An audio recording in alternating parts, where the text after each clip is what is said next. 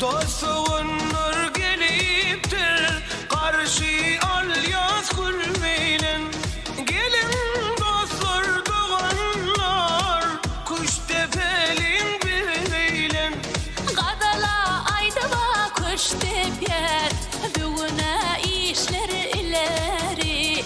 Arkadalı kerdarımı, şöhret de şantide.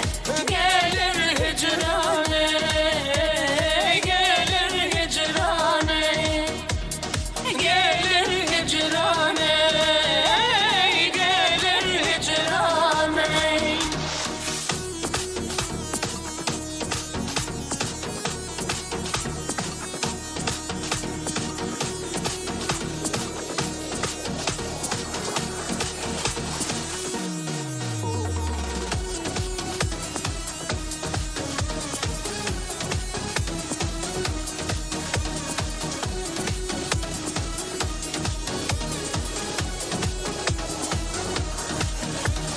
Sofraya yap başına, o dostluğun nur bulmalı.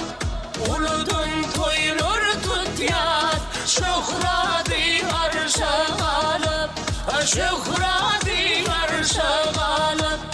Dostluğun gidiyen bizi, para kıtlık yolumuz, alkış ve şan.